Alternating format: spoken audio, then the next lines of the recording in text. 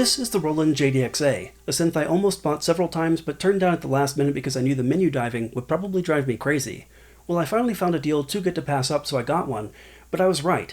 The menu diving is very tedious and annoying. It's a powerful and versatile synth with some major drawbacks. So in this video I'm going to start with a brief overview, then I'll go deeper on the oscillator, filter, and effect sections.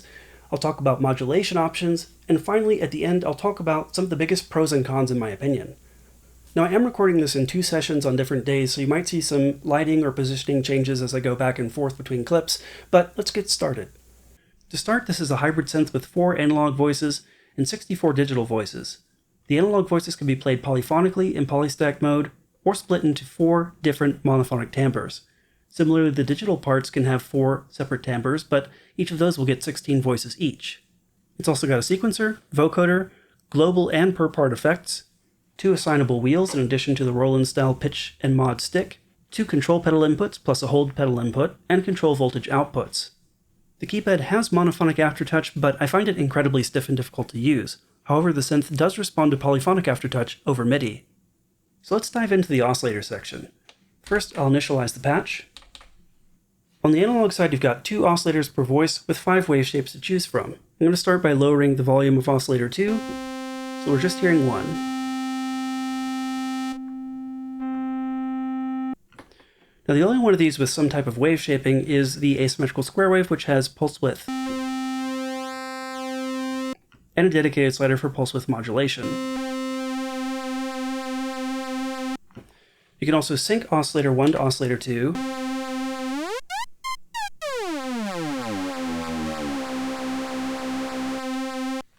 you can also do cross mod. I'm going to turn the pulse width modulation off.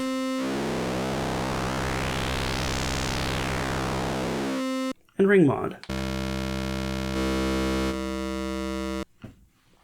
Now for cross mod and ring mod, you can also select to use an auxiliary input instead of oscillator 2 for the mod source. You can select which auxiliary input in the mixer section between white noise, pink noise, the digital part, which isn't making any sound at the moment, or the microphone input, which I also do not have connected at the moment. And that's pretty much it for the analog oscillator section. But let's take a look at digital. You may notice the lights turned out for oscillator 2's controls because that's no longer active. However, each digital part has 3 partials, so you can use up to 3 oscillators per part. Just a quick edit here, I should mention that each partial also gets its own filter, as well as its own filter and amp envelopes. Now in addition to the 5 wave shapes I showed before, which sound a little bit different, for digital parts there's a 6th option that lets us scroll through hundreds of what Roland calls supernatural sounds.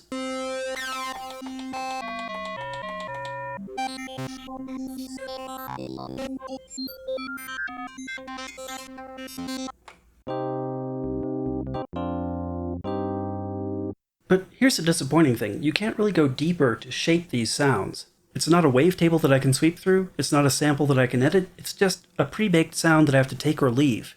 Just a quick edit here, you can do ring mod between partials 1 and 2, but I don't think you can use any other combinations. The manual is a little bit confusing on this part. Also, if you go through the menu, you can find a wave shape parameter, which allows you to modulate partial 1 with the frequency of partial 2.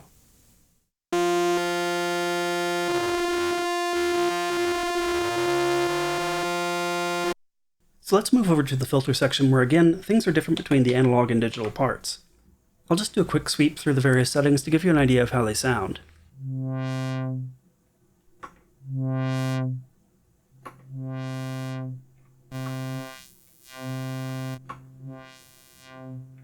And once again, at full resonance.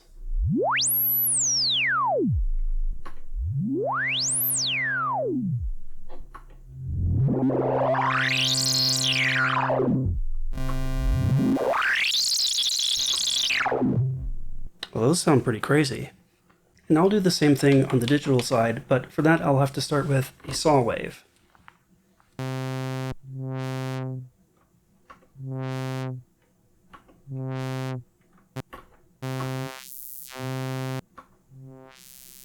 I'm skipping over variation for now. Let's do this again at full resonance.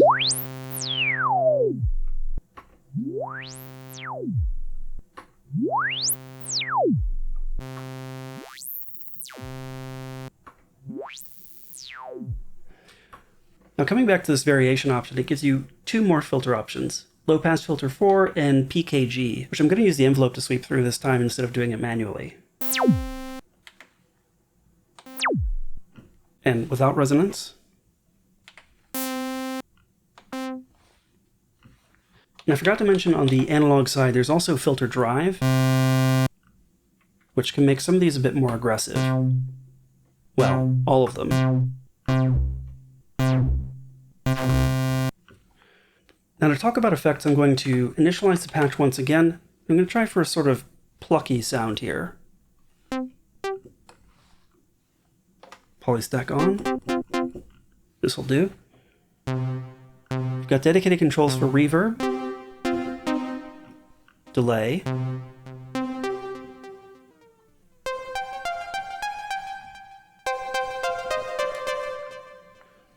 there are some additional controls you can find if you go through the screen, such as the reverb type, character, time, and for delay we should have a few more options as well.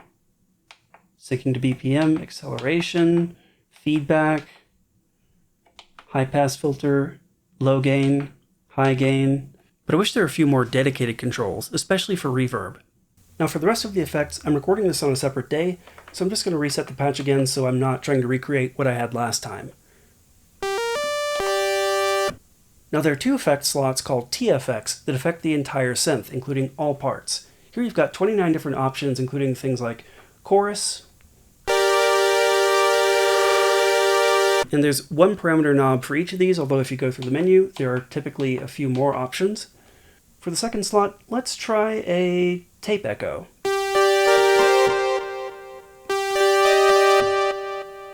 Now, in addition to these, each part gets its own MFX slot, which has a lot more options, although some of these are actually combinations of multiple effects.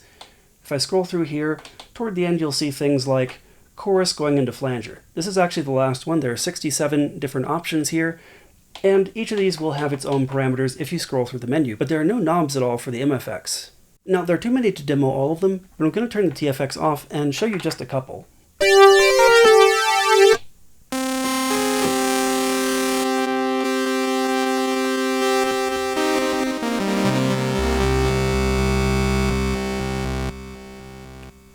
So now let's talk about modulation, ignoring the in-oscillator modulation we already talked about. On the analog side, you have 2 LFOs per voice, whereas on the digital side, you get 1 LFO per partial, and you can directly route that to pitch, filter, and amp. There's also a dedicated pitch envelope, and as you've already seen, there are envelopes for the filter and amp. But that's really all the modulation you get with the physical controls. For anything else, you have to go menu diving. And this is by far the ugliest mod matrix system I've ever seen. First, you have to go into the menu, then you have to find Part Edit, then you have to scroll over to Matrix Control. Then you can assign a source, such as, let's say, velocity, then a destination, such as, let's say, filter cutoff, and an amount. So, for instance, if I turn the filter cutoff down to start, well, now, of course, because I've twiddled a knob, the screen has switched over to controlling that parameter, and my plus and minus have started changing the cutoff instead. So I'm going to go back into menu, back into Part Edit, scroll back over to Matrix Control, and increase this amount once again.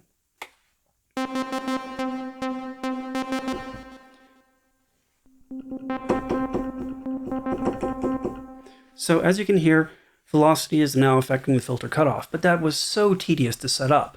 And you only have a few slots to work with, too. Let's see. We have Matrix Control 1, 2, 3, 4. That's it. You have a 4-slot mod matrix. Now let's say I want to assign one of these wheels. I can hold Shift, rotate the wheel, and then I can scroll through the different destinations. Or, and it took me a while to figure this out, I can hit Enter, and then all the controls that you can assign it to start blinking. So for instance, once again I can assign it to filter cutoff, and that was fairly straightforward. But if there's a way to do something similar for the matrix controls, I haven't been able to find it. So let's talk pros and cons. On the pro side, you've got 8 timbres to work with, so you can layer up very complex evolving sounds, and you have the choice to mix both analog and digital. I appreciate having a variety of effects available, even though I'm not really a fan of the sound of the reverb, and if you like nostalgic retro sounds, you'll find plenty of them in the Supernatural engine. For cons, I really don't like the menu system, and it does not play well with most DAWs. For instance, even if I have all the analog parts turned off and I'm only using digital, if my DAW sends notes on channel 1, it will play analog part 1 even though it's turned off. I have to either route each track in my DAW to the correct MIDI channel for the part I want to control, or do a lot of configuration in this really cumbersome menu system.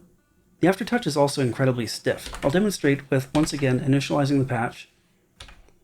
And I'll go into the part edit, find matrix control again, change that to aftertouch,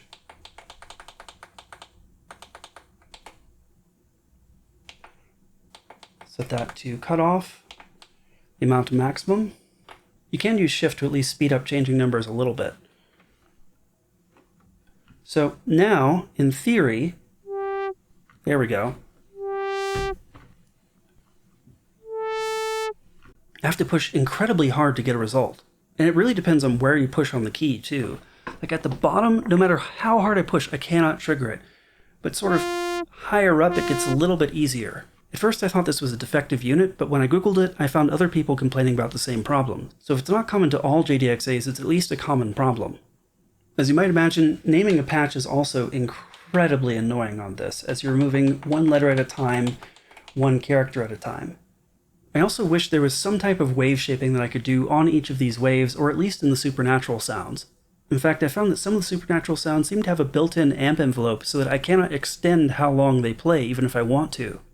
Another thing that took me a while to figure out is if you hold down the arpeggio button, you can toggle which parts are affected by the arpeggiator. By default, it applies to all of them, but I don't know how I ever would have figured that out without the manual, and I just wish this synth were a little bit more intuitive. But to be fair, I'm glad the feature is there, and it's easy to use once you know about it. And that's honestly pretty much all I have to say about it. I haven't covered every feature, but honestly, I don't tend to use vocoders or sequencers, so I don't really feel qualified to review them. Now, I want to emphasize here that, as always, my opinions on this are very subjective. People have made some amazing, beautiful sounds with this synthesizer, and I'm sure you can too if you have the patience to deal with this menu. So I know I've been pretty slow getting through these synth reviews, but I still have a few more planned, so if you'd like to see more, please consider hitting the like button and subscribing, and of course, thanks for watching.